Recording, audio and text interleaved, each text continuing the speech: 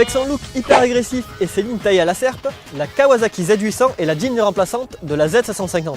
Digne remplaçante, c'est quand même un grand mot. C'est surtout une grosse évolution, car elle repose toujours sur la même base châssis et la même base moteur. Les suspensions, dérivées de celles de la Z750R, elles sont réglables en précharge et en détente hydraulique. Le freinage, confié à des étriers à 4 pistons, il peut recevoir en option un ABS pour 600 € de plus. Le moteur, il a subi quelques modifications internes et a gagné 58 cm3. Le gain de couple à mi-régime est alors sensible et la longe toujours présente. Déjà, c'est pas la même moto, hein. Au niveau de la finition du châssis, la motorisation, la facilité de conduite, on a quand même ils ont quand même monté d'une gamme, quoi, hein. Kawasaki a sorti une version Z800E qui est essentiellement destinée soit aux gens qui n'ont pas forcément envie de mettre 8890 € dans une moto un peu évoluée au niveau du châssis, du freinage.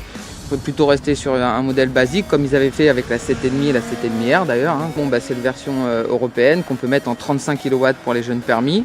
Elle a aussi été revue au niveau des assurances pour avoir un barème un petit peu plus abordable pour les jeunes permis. Et en ce moment, Kawasaki, en plus des 4 ans de garantie d'assistance offerts pour 1 €, ils font aussi un geste de 300 € sur la moto pour aider un petit peu les gens, hein.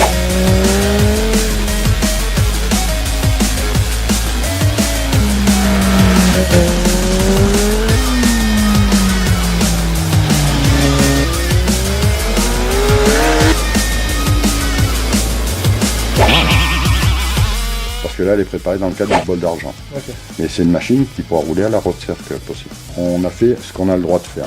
Donc on a le droit de changer l'échappement. On a le droit de changer le système de frein. Donc bien sûr, il faut mettre des Duritavia, ça c'est obligatoire. On a changé le mètre cylindre de frein. Voilà. Par contre, les disques, les étriers restent d'origine. On a envoyé la fourche chez Pascal Boss, qui en fait a fait l'autre fourreau, a changé l'intérieur du deuxième fourreau pour que tout soit réglable sur les deux fourreaux. On change l'amortisseur, on a mis un EMC, comme ça on a les réglages en précharge, en détente, en compression.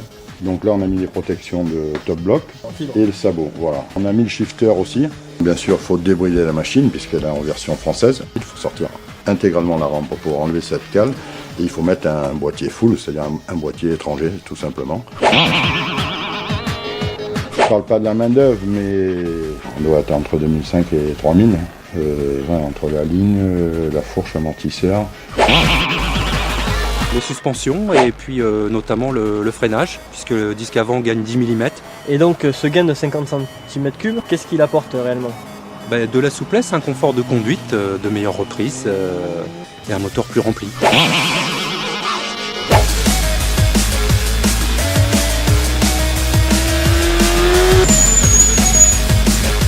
Avec ses 229 kg, c'est vraiment pas l'outil idéal pour le stunt.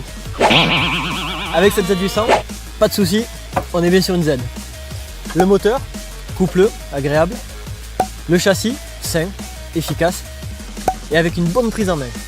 En revanche, le frein arrière, le feeling pas top. La lourdeur générale, 229 kg sur les changements d'angle, c'est un peu beaucoup. Et puis des vibrations qui apparaissent à 6000 tours minute dans les repose-pieds, pas top.